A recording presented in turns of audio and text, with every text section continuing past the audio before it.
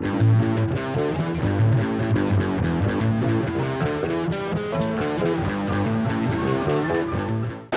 Jeff Goins here. We're here talking to Joe Wetzel at Inkwell Ideas about his company and his creations and all the really cool things that caught our eye.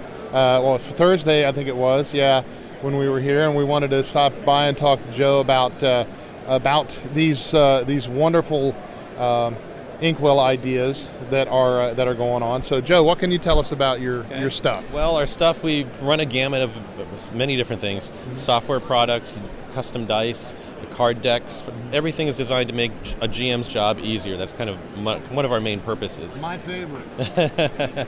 So we started out, like I said, with a couple of software programs. We started with this Coat of Arms Design Studio. That was kind of our first product, and it allows you to do heraldry for an organization or NPCs in your game world, as well as it's actually historical heraldry that you can pull off with it if you want to research an ancestor.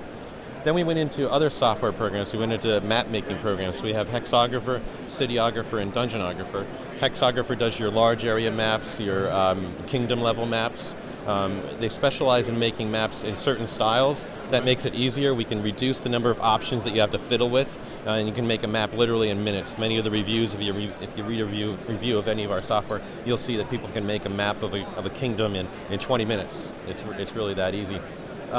So that's Hexographer. Then we went and made Dungeonographer, which does your building interiors as well as dungeons, and it shares the same user interface, so it's just as easy to use and quick to make a map. Okay. Then we went into Cityographer, and Cityographer does more than just the map.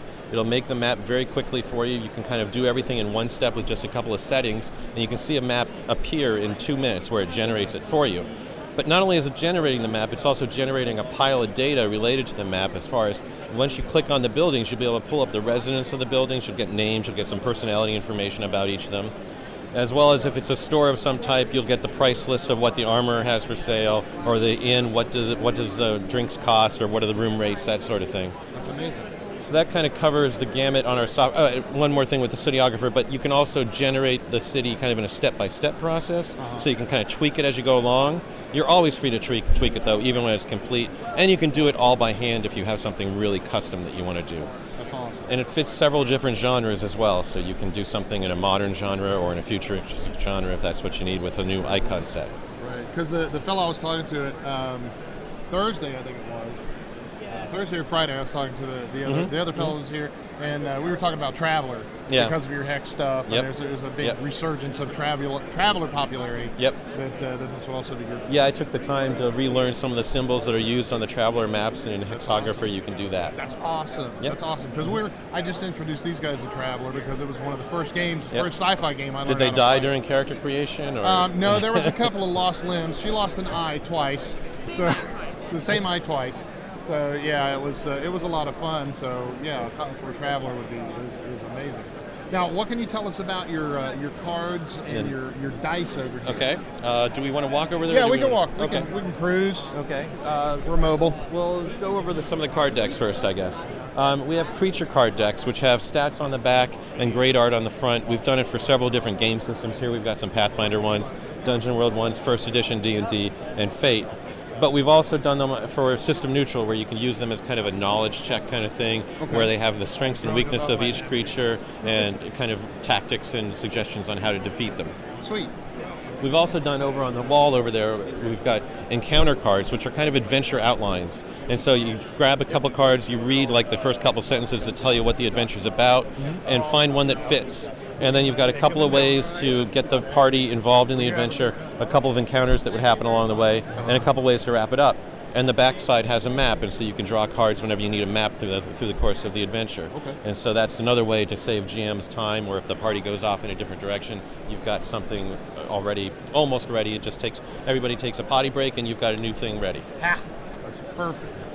Then moving on to the dice, and we have some matching card decks. A few years ago, we did a Kickstarter for Dungeon Morph dice, is what we call them. They are dice that kind of, you line them up. When you roll them, you'll line them up, and they have corridors that lead off at the same point on each side.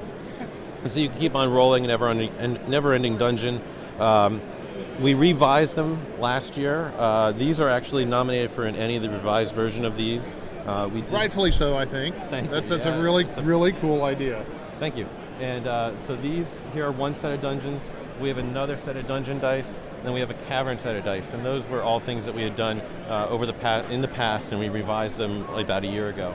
Then just recently, we finished fulfilling a Kickstarter to do a city ruins, a dice that uses the same concept to kind of join up roads to make a city ruin kind of area. You've got villages here, so you've got the same concept for roads that join up and make a village. And then finally, you've got your cities. The city designs actually match the ruin designs, but it's just a matter of these ones don't have damaged buildings. Right. That's awesome. And then tied in with that, we've got 2 decks of cards.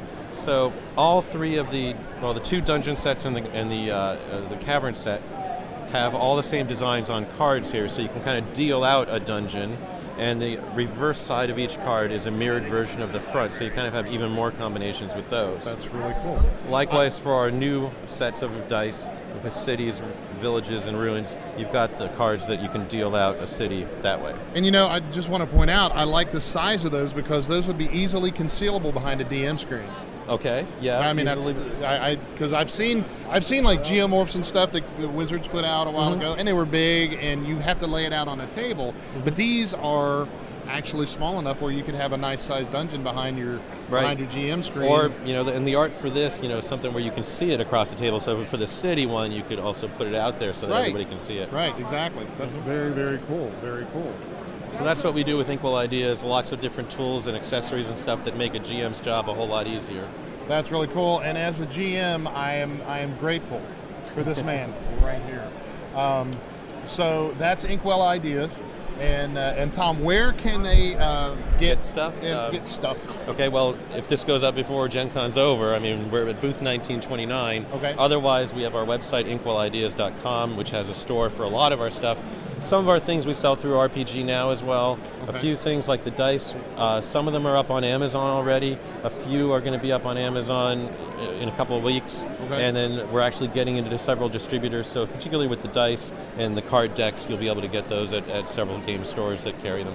Okay, and if you want your game store to carry them, let them know about Inkwell Ideas. Thank you, Joe. Okay, fix it in post. Yeah, absolutely. And this has been Inkwell Ideas, and I am Dr. Jeff Goins with Dwarven Tavern, and we'll be back with more.